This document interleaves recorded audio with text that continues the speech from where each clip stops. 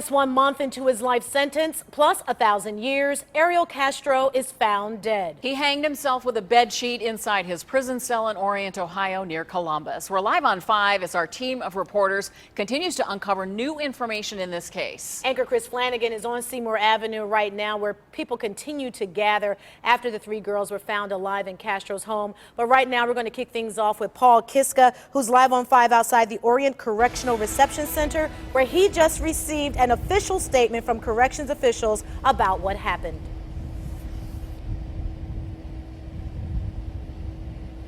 Just 45 minutes ago, Ohio prison officials said an independent review team has now been formed to look into how Ariel Castro could have killed himself when he was supposed to be under close watch. Now, forming a review team like this is protocol, standard operating procedure in the wake of such incidents. That's how the Department of Corrections worded it. Now, Castro was pronounced dead at 10:52 last night. The Franklin County coroner ruled he died from suicide by hanging. Prison officials said Castro used a bed sheet to hang himself in his 12 by 8 foot cell. He was in that cell by himself. Guards were supposed to check on him every 30 minutes. The coroner said at this time no foul play is suspected. Live on 5 in Pickaway County, I'm Paul Kiska.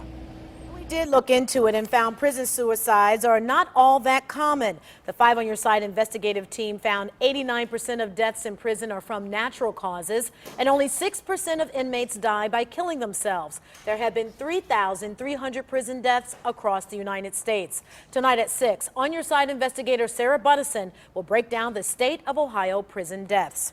One of the last people to see Castro before he went to prison was his attorney. And tonight he's speaking out on the death of his former client. John Cossack spoke with him, and he joins us live on 5 with more. Yeah, Danita, attorney Craig Weintraub last talked to Ariel Castro last month. He spent an hour in his cell after the sentencing. As Castro was moving from Lorraine to Orient, he says he asked the state prison system if they could bring in a forensic psychologist at their expense, not the state's, to meet with Castro to determine, among other things, if he was a suicide threat. That request, Weintraub said, was denied. This afternoon, Weintraub said he wants to know if a forensic psychiatrist was eventually brought in by the state, and if so, what did they find? He said he was shocked, like so many, when he got word of Castro's death.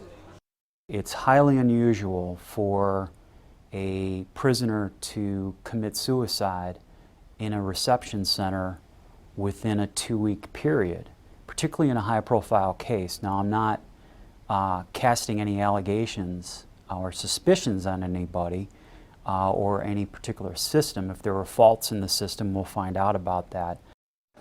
And Weintraub said he understands the public's reaction today is that of joy, but he says he feels also for Castro's family, who in addition to the 3 women were victimized by his actions and have had to live with the result of them.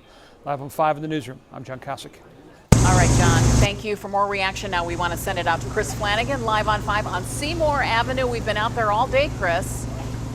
Yeah, Lee, we certainly have. You know, Ariel Castro's cousin, Maria Castro Montez, the only family member so far to talk to reporters. She spoke with CNN by phone. She says right now it's time to move on. No matter what, I think at this point justice has been served. It may not be our justice now that's served. You know, there's only one person's justice now that's going to be served, and that's his Lord. And he's got to meet him now. And so far, the Franklin County Coroner's Office says nobody, as of right now, has come to claim Ariel Castro's body. Aside